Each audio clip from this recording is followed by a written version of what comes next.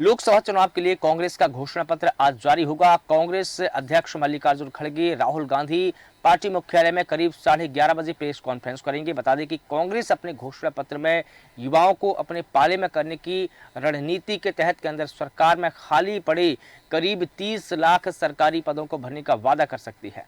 मुस्लिमों को रिझाने के लिए सच्चर कमेटी की सिफारिश लागू करने की भी बात कह सकती है। कांग्रेस के घोषणा पत्र में महिलाओं के लिए 6,000 महीना और केंद्र सरकार की नौकरियों में 33% आरक्षण का जिक्र हो सकता है।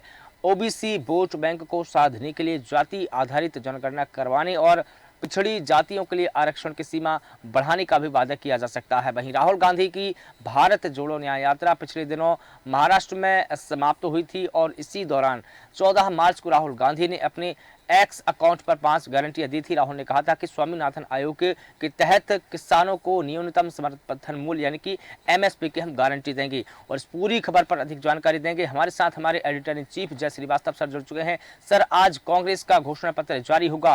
कांग्रेस किस रणनीति के तहत अपने घोषणा पत्र में किन मुद्दों को शामिल कर सकती है? देखिए, कांग्रेस के घोषणा पत्र में पुराने अनुभवों को शामिल किया जाएगा। इसका सीधा सा अर्थ ये है कि पुराना अनुभव, किसान कर्ज माफी की घोषणा करके कांग्रेस 3 राज्य में 2018 में चुनाव जीती थी। उसके बाद 2023 का चुनाव वो महिलाओं को जो सुविधाएं भारतीय जनता पार्टी के सरकार दे रही है, उस कारण से कांग्रेस हार गई थी।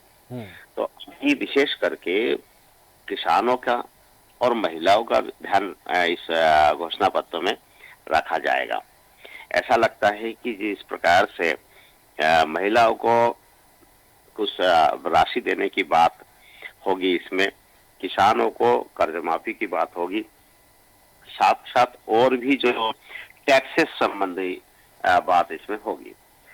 मैं एक बात बताना चाहूंगा, जो मैनिफेस्टो है इस पर अब आम जनता का भरोसा उठ गया है, क्योंकि जिस प्रकार से घोषणा पत्र दोनों नहीं, लगभग देश के सभी पार्टियां घोषणा पत्र जारी करती है, लेकिन उसमें अमल में नहीं लाते।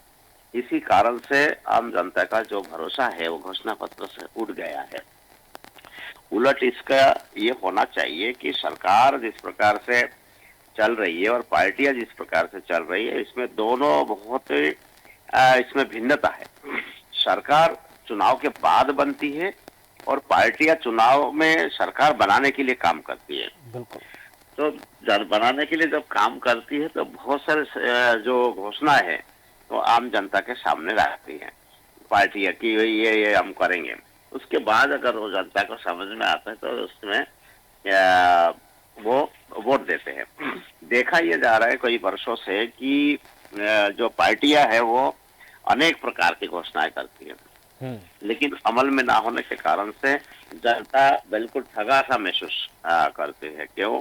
क्योंकि उनको लगता है कि यार हमको बेवकूफ बनाया गया है, हमें बोला गया था ये देंगे वो देंगे, लेकिन किसी भी प्रकार से कोई सुविधा सरकार बनने के बाद नहीं दे रही। तो कांग्रेस जो है इस बार ये गारंटी जरूर दे सकती है कि भाई हमने अब तक जो मैनिफेस्टो जारी किया था, शायद उसमें बहुत सारे चीजें रह गई है, अब शायद हम लोग करेंगे। उसके उल्टा भारतीय जनता पार्टी ये दावा करती है कि हमने जब जब जो कहा वो हमने कर दिखाया। जैसे 370 है, उसके बाद 3 तलाक है, फिर राम मंदिर है। तो ये गिनाने के लिए भारतीय जनता पार्टी के पास बहुत कुछ है, लेकिन कांग्रेस के पास फिलहाल इन सब चीजों का बिल्कुल कम, इन सब चीजों की कमी है। एक बात मैं जरूर कहना चाहूंगा कि निर्वाचन आयोग हो या जो भारत के सरकार है, सरकार में जो है इन दोनों को ये होना चाहिए कि कानून बनना चाहिए। अगर मान के चलिए कि किसी की घोषणा की गई है और वो अमल में नहीं ला रही पार्टी, उनके खिलाफ कोई दंड के प्रोविजन होना चाहिए कि आपने अपने मैनिफेस्टो में लिखा कि मैं किसानों का कर्ज माफ करूंगा।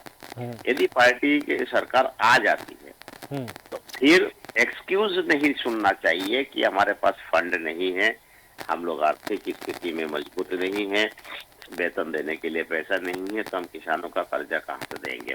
ऐसे स्थिति में जो है उनके खिलाफ कार्रवाई करने के प्रोविजन इसमें होना चाहिए, क्योंकि जब तक ये सारी चीजें नहीं होगी तब तक इस प्रकार पार्टी जो है आम जनता के सामने बहुत सारे लोग लुभावना जो योजनाएं है उसको सामने रखेंगे, घोषणाएं करेंगे, लेकिन वो अमल में नहीं लाएंगे। बिल्कुल। और जनता जो है थकती रहेगी। जी बिल्कुल बिल्कुल ठीक है।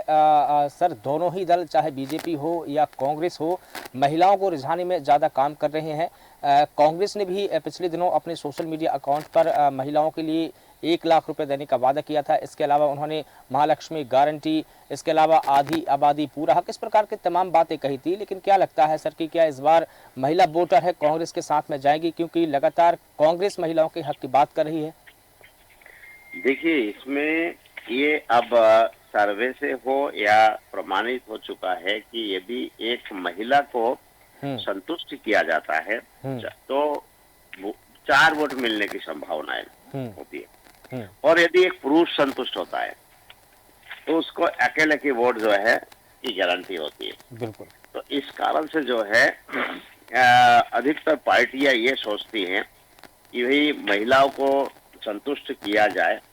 दूसरा यही है कि जो घर चलाती है महिलाएं, अगर उनको पैसा देते हैं तो ये बुरे दिन में, मतलब जब पैसे की जरूरत पड़ती है पूरा परिवार को, उस समय महिलाएं जो है अपने पिटारा खोलती है, थोड़े थोड़े जोड़ जोड़ के जो है बड़े रूप में जो है पैसे इकट्ठा करके जमा करके रखती है। ये जो क्षमता है, ये क्षमताएं जो है ये पुरुषों में नहीं है। तो इस कारण से ये देखा गया कि भाई जब कष्ट के दिन है उस समय महिला साथ देती है, तो जब वोट देने के टाइम आता है तब भी अगर महिला कोई रिक्वेस्ट करते है परिवार को कि नहीं मुझे तो ये ठीक लगते है कि नेता ठीक है, ये पार्टी ठीक है, तो पूरे परिवार उस तरफ सोचती जरूर है एक बार। तो यही कारण है कि अधिकतर जो पार्टियां है वो इस समय महिलाओं को लुभाने के लिए लगे हैं, क्योंकि महिलाएं अगर पक्ष में आ जाए तो निश्चित रूप से जीत हासिल होगी। मोदी का सबसे ज्यादा जो है फोकस है जब से वो मुख्यमंत्री बने और जब से फिर प्रधानमंत्री बने, तो शुरू से ही जो है महिलाओं के प्रति उनका एक झुकाव रहा कि वो उनके विकास करें। तो महिलाओं के विकास के लिए क्या हुआ, आर्थिक सुदृढ़ता होना जरूरी है। तो इन सब चीजों को ध्यान में रखते हुए जो है कई योजनाएं जो है लागू की है और वो सफल भी रहा है। और यही कारण है कि जो महिलाएं हैं वो भाजपा को ज्यादा वोट करती है मोदी को देखते हुए, लेकिन राहुल गांधी में इस प्रकार से जो है कोई किसी बड़ा कोई चीजें करके नहीं दिखाया कि जो है महिलाएं उनको वोट करे और या उनके पक्ष में मन बनाए या परिवार के सदस्यों को जो है वोटिंग के लिए प्रेरित करे। बिल्कुल सर, एक और सवाल है यहाँ पर। कास्ट सेंसस जो है सोशल इंजीनियरिंग का बड़ा हथियार माना जा रहा है। इसके तहत 2 रणनीति पर कांग्रेस काम करने की कोशिश कर रही। पहला तो यह है कि अगर वो कास्ट सेंसस करती है तो इसमें जो ओबीसी वोटर्स है उसको रिझाने की कोशिश करेगी, और दूसरा ये है कि जो पिछड़ी जाति है उनमें जो आरक्षण मिल रहा है उसको बढ़ाने का काम कांग्रेस करेगी, क्योंकि कांग्रेस कई सभाओं में ये कह चुकी है कि जो 50% जो आरक्षण की सीमा है उसकी जो बेड़ी है उसको हम तोड़ेंगे। तो क्या इसका वोटरों पर कोई प्रभाव पड़ेगा? क्या जो ओबीसी आबादी है वो कांग्रेस के प्रति झुकाव करेगी, या जो दलित है या जो पिछड़ी जातियां हैं वो कांग्रेस के प्रति झुकाव करेगी इन मुद्दों को लेकर? देखिए कि शुरू से दलित और जो जो है सामान्य वर्गों को छोड़ के वो सभी कांग्रेस के ही पक्ष में थे। लेकिन जब ये देखा गया कि कांग्रेस केवल उपयोग में लाती है और जब सहयोग की जरूरत पड़ती है तब कोई सामने नहीं आते। इसका बड़ा उदाहरण ये है कि कांग्रेस में दलितों के लिए जो आरक्षण नीति है, आरक्षण नीति में जिन लोगों को फायदा पहुंचा है उन्हीं लोगों को फायदा पहुंचता चला गया है। दलित के जो गरीब के जो झोपड़ी है वही की वही खड़ी है। तो ये सब आजादी के बाद से जब देख रहे हैं कि हमारा उपयोग किया जा रहा है, और 100%, ऐसा नहीं है कि 2-4-5%, 100% लोग जो है ये कांग्रेस के वोटर है। लेकिन अब देखिए क्यों मायावती, काशीराम का निर्माण हुआ, बहुजन समाज पार्टी का निर्माण हुआ, इसी कारण से हुआ कि कांग्रेस ने उनका साथ नहीं दिया, और जैसे ही उनको एक मंच मिला, देखा कि ये हमारा नेता है, हो सकते हैं हमारे हमदर्द हो सकते हैं, तो वो उस तरफ झुक गए। लेकिन कांग्रेस को ये सोचना चाहिए था कि जो लोग उनके नींव के पत्थर है, उनको उन्होंने रोक नहीं पाए। और आज की स्थिति में जो है अधिकतर लोग मेरे ख्याल से जो है लगभग 50% से ऊपर भारतीय जनता पार्टी के वोटर बन चुके हैं वो। और इसी कारण से कांग्रेस की स्थिति कमजोर हुई। कांग्रेस की स्थिति कमजोर इसलिए हुई कि देखिए सामान्य वर्ग के लोग जो ये है, ये बड़े बड़े नेता रहे, लेकिन वोट जो है वो दलित देते रहे उनको। बिल्कुल। लेकिन नेता सामान्य वर्ग के बनते रहे। और अगर कोई दलित आरक्षण के नीति के कारण से कोई दलित अगर बड़े पद पे आ भी गए, तो वो उनका निजी सिद्ध स्वार्थ साधा है। इस कारण से उन्होंने अपने समाज की ओर देखने की कोशिश नहीं की है। तो ये सारे चीजों के कारण से जो दलित है वो इस समय कांग्रेस के साथ नहीं है या कम है। एक समय था जब कांग्रेस के ही वोटर हुआ करते थे, तो आज जो भागम भाग जो देखने को हमें मिल रहा है, ऐसा क्यों है? क्योंकि लोगों को लग रहा है कि अब जो है कांग्रेस के पास वोट बैंक, जो थोक वोट बैंक है वो नहीं है। केवल मुस्लिम और दलितों के आधार पे ही कांग्रेस बहुत सारी सीटें जीत जाती थी। बिल्कुल। लेकिन अब जो है, अब बहुत सारे सीट जीतने के लिए दलित साथ नहीं है।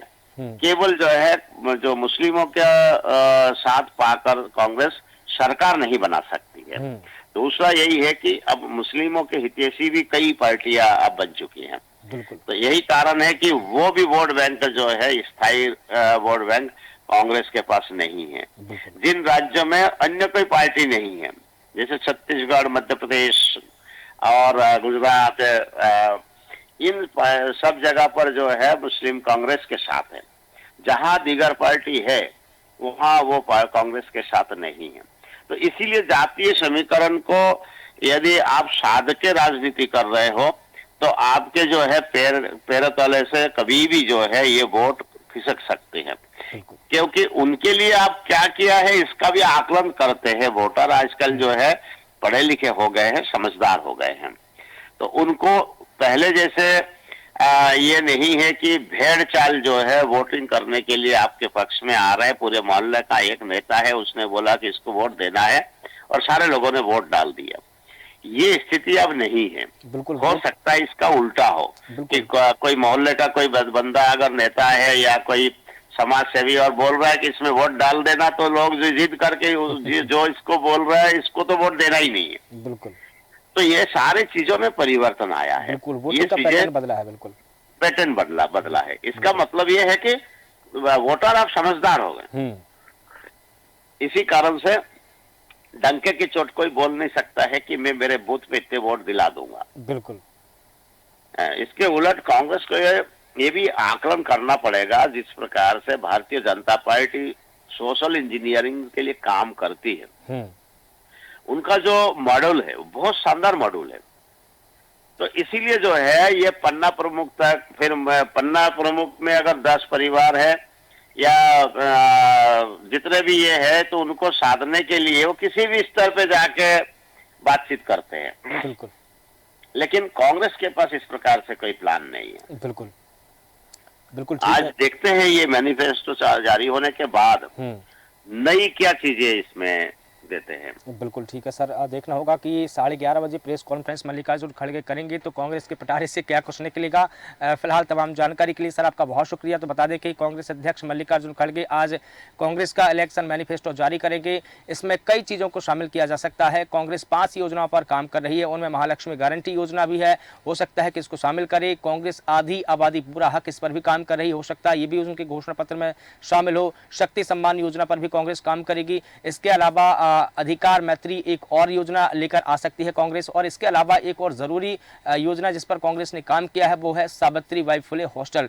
इन तमाम चीजों को कांग्रेस अपने घोषणा पत्र में शामिल कर सकती है। अंदेशा ये भी जताया जा रहा है कि महिलाओं पर ज्यादा फोकस रह सकता है, किसानों पर ज्यादा फोकस रह सकता है और युवाओं पर कांग्रेस का घोषणा पत्र सबसे ज्यादा आधारित हो सकता है। फिलहाल देश न्यूज के खास बुलेटिन में इतना ही। मुझे दीजिए इजाजत। नमस्कार।